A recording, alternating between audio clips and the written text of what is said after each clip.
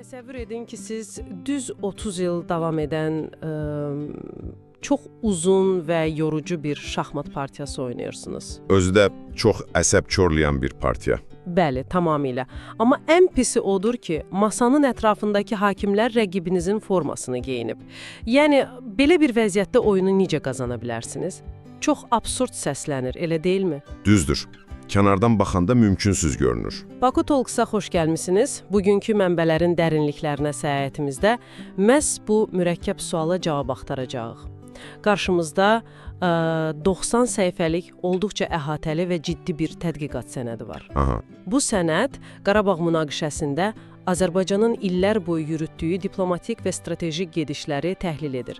Amma söhbətə başlamazdan əvvəl, bilirsiniz, kiçik, lakin vacib bir xatırlatma etməliyəm. Mütləq, bu çox vacibdir. Əziz dinləyici, bugün masamızın üzərindəki mənbədə kifayət qədər həssas, tarixi və siyasi yüklü mövzular var. Bizim məqsədimiz tərəf tutmaq və ya hər hansı təbliğat aparmaq deyil. Biz sadəcə olaraq bu araşdırmada yer alan faktları, iddiaları və bu asimetrik şahmat partiyasının mexanizmlərini tam obyektiv şəkildə sizinlə bölüşmək üçün buradayıq. Və mən deyərdim ki, sənədi oxuduqca adamı ən çox heyrətləndirən məqam odur ki, yəni biz burada sadəcə hərbi qələbədən danışmırıq. Çox vaxt ictimaiyyət, xüsusən də beynəlxalq media ancaq döyüş meydanında baş verənləri, dronları, raketləri görür. Aha, ancaq vizual tərəfini. Dəqiq. Amma bu sənəd bizə o silahların atılmasından çox-çox əvvəl, belə deyək, qapalı qapılar arxasında və beynəlxalq tribunallarda hansı fundamental işlərin görüldüyünü göstərir. Bu, əslində, beynəlxalq hüququn qorunması fonunda 10 illiklər boyu davam edən çox səbirli bir dövlətçilik strategiyasıdır. Ya şahmat taxtasında düzgün gedişlər etmək üçün də əvvəlcə oyunun qaydalarını hamıya qəbul etdirməlisən, yəni qaydaları sən diktə etməlisən. Mənbəmizə görə Azərbaycan məhz bunu etdi. Sənəddə xüsusilə 1993-cü ildə O məşhur BMT qətnamələri. Bəli, BMT Təhlükəsizlik Şurası tərəfindən qəbul edilmiş o 4 məşhur qətnamənin 822, 853, 874 və 884 nömrəli sənədlərin üzərində dayanılır. Eyni zamanda sənəddə 1991-ci il Alma-Ata bəyannaməsi də xatırladılır. Haradır ki, Ermənistanda daxil olmaqla bütün keçmiş Sovet Respublikaları mövcud sərhədlərini tanımışdı. Bax, məhz o məqam. Amma bilirsiniz, bu beynəlxalq hüquq məsələsi mənim üçün həmişə biraz quru, yəni necə deyim, nəzəri görünüb. Axı bu sənədlər 30 ilə yaxın bir müddətdə sadəcə kağız parçası olaraq qaldı, hətta sənəd də bunu qəbul edir. Bəs niyə tədqiqatın müəllifi bu hüquqi bazanı ən vacib sütun kimi təqdim edir? Çünki yəni hüquqi baza olmadan atdığınız hər hansı hərbi addım beynəlxalq ictimaiyyət tərəfindən dərhal təcavüz kimi qiymətləndirilə bilərdi. Aha. Düzdür, o qətnamələr 27 il ərzində icra olunmadı, heç kim qol çırmayıb o qərarları yerinə yetirmədi, amma onlar Azərbaycanın əlinə elə bir qlobal mandat verdi ki, sonradan heç bir böyük güc açıq şəkildə çıxıb, siz öz torpağınızda əməliyyat apara bilməzsiniz deyə bilmədi. Yəni legitimlik məsələsi. Tamamilə doğrudur. O kağızlar bəlkə də müharibəni birbaşa qazanmadı, amma Azərbaycanın atacağı o həlledici addımların legitimliyini sığortaladı.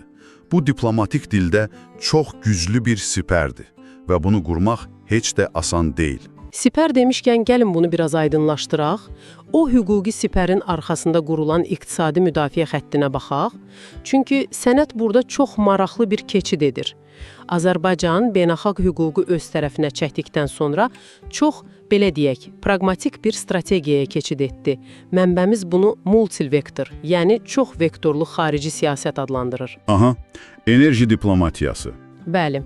Sənədi oxuyanda beynimdə belə bir mənzərə canlandı. Sanki sən bir ev tikirsən və əmin olursan ki, ətrafındakı bütün güclü qonşuların, hətta yəni bir-biri ilə yola getməyənlərin belə bu evin bünövrəsində azı bir kərpici var. Çox yaxşı analogiyadır. Və də 2022-ci ildəki hadisələr. Dəqiq. Rusiya-Ukrayna müharibəsindən dərhal sonra Avropa İttifaqı ilə imzalanan o strateji enerji memorandumu. Amma bilirsiniz, burada bir qədər skeptik yanaşmaq istəyirəm. Dinləyicilərimiz də yəqin bunu düşünür. Buyurun. Doğrudanmı bircə qaz kəməri Avropanı belə böyük bir münaqişə qarşısında susturmağa bəs edirdi? Yəni daima dəyərlər, insan haqları deyən Avropa qaza görə hər şeyi bu qədər asanlıqla unudur? Mənə elə gəlir ki, sənəd bəlkə də hər şeyi çox bəsitləşdirir. İnanın ki, çox yerində bir şübhədir. Amma sənəd də əslində bunu sadəcə olaraq qaz satıb səsini kəsmək kimi bəsitləşdirmir. Bəs necə izah edir? Mənbəmiz burada olduqca vacib bir konsepti önə çəkir. Aslılıq yaratmaq konseptini. Bu, sadəcə ticarət deyil. Mexanizmə fikir verin, siz Avropanın enerji arxitekturasının elə bir ayrılmaz hissəsinə çevrilirsiniz ki, sizin sisteminizə tətbiq ediləcək hər hansı siyasi sanksiya dərhal, İtaliyanın və ya Yunanistanın iqtisadiyyatını vuracaq. bəli, dərhal onların iqtisadiyyatında böhrana səbəb olur. Üstəlik, Azərbaycan təkcə enerji resurslarına görə deyil, həm də coğrafi mövqeyinə görə Asiya ilə Avropanı birləşdirən nadir etibarlı dəhlizə çevrildi. Yəni, Qərb üçünü Azərbaycanı cəzalandırmaq əslində belə çıxır ki, öz strateji maraqlarını baltalamaq demək idi. Öz ayaqlarına sıxmaq kimi. Eyni ilə. Yəni, o borular, sizin təbirinizcə desək, təkcə kirpiç deyil, həm də Avropanın təhlükəsizliyini Azərbaycana bağlayan görünməz diplomatik qandallar rolunu oynadı. İqtisadi rıçaqlar burada sırf diplomatik qalxan kimi istifadə edildi. Çox maraqlıdır, yəni pul qazanmaq ikinci plandaydı. Amma gəlin razılaşaq ki, bünövrəniz nə qədər sağlam olsa da, əgər bu münaqişəni beynəlxalq səviyyədə həll etməli olan otaqdakı əsas adamlar, yəni vasitəçilər, əvvəldən qələzlidirsə, işlər mütləq düyünə düşəcək. Sözsüz. Biz bayaq hakimlərin rəqib formasını geyinməsindən danışdıq. Tədqiqat sənədi bütöv bir hissəni ATT-nin, yəni Avropada Təhlükəsizlik və Əməkdaşlıq Təşkilatının Minsk qrupunun 30 illik iflasına həsr edib. Niyə bu qrup heç nə edə bilmədi? Baxın, sənəd o iflasın arxasında dayanan məntiqi çox dəqiq diaqnoz edir. Söhbət ekvidistans, yəni məsafə saxlamaq və tərəflərə mütləq şəkildə bərabər yanaşmaq problemindən gedir. Yəni ədalət əvəzinə bərabərlik. Bəli, vasitəçiliyin təməlində belə bir qüsurlu fəlsəfə var idi. İşğalçı ilə işğala məruz qalanı eyni tərəziyə qoymaq. Təsəvvür edin, birinin torpağı zəbt edilib, digəri isə zəbt edəndir. Lakin vasitəçi hər ikisinə eyni müraciət edir. Hər ikiniz sakitləşin, hər ikiniz güzəştə gedin. Bu absurd bir yanaşmadır. Və bu yanaşma 10 illiklər boyu ədaləti deyil, yalnız mövcud status quo-nun, yəni torpaqların işğal altında qalmasını təmin etdi. Əslində bu, münaqişəni dondurmaq üçün bir alət idi. Bu məqamda məni sənətdə ən çox heyrətləndirən və deyərdim ki, Azərbaycanın atdığı ən cəsarətli addımlardan biri, bəlkə də ən radikalı, Fransaya qarşı yürüdülən o sərt siyasət oldu.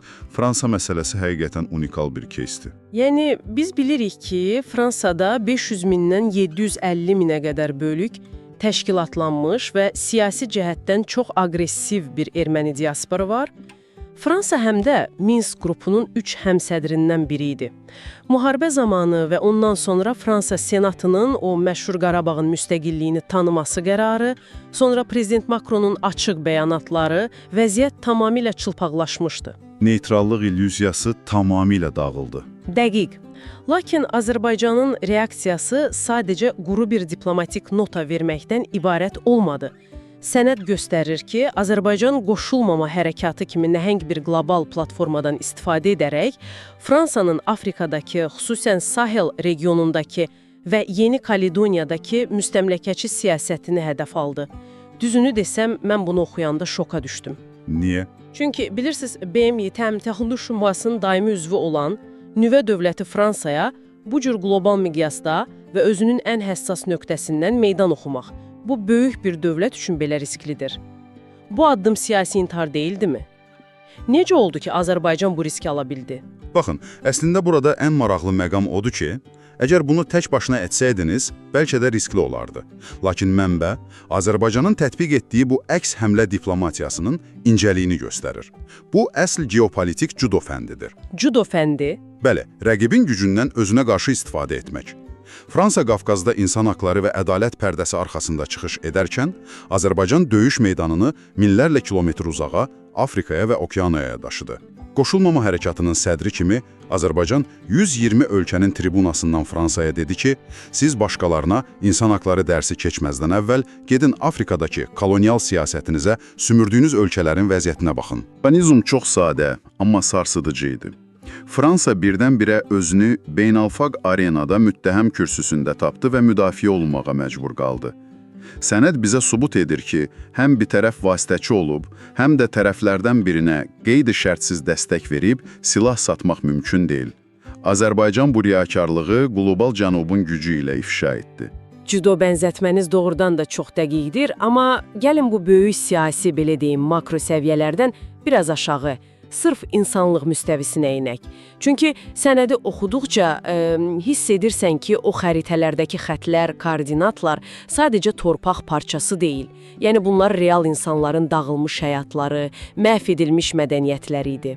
Əlbəttə, rəqəmlərin arxasında böyük bir faciə var. Sənəd 1 milyona yaxın məcburi köçkünün 26 illik yurt həsrətindən, çadır şəhərciklərində böyüyən bütöv bir nəsildən bəhs edir. Üstəlik, Xocalı soyqırımı kimi dəhşətli bir qətliamın beynəlxalq arenada tanıdılması üçün aparılan işlər var. Məsələn, Pakistan, Kolumbiya, Meksika kimi ölkələrin bunu rəsmən tanıması vurğulanır. Eyni zamanda mədəni irsin məhvi, Şuşadakı Yuxarı Gövhərağa məscidinin tövləyə çevrilməsi kimi faktlar sənədləşdirilib.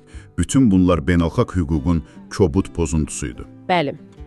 Və mənim üçün maraqlı olan əslində sənəddə diqqətimi çəkən odur ki, bu faktlar ortada ikən erməni tərəfi illərlə dünyada necə o məşhur müsəlmanlara qarşı savaşan məzlum xristianlar rəvayətini sata bildi.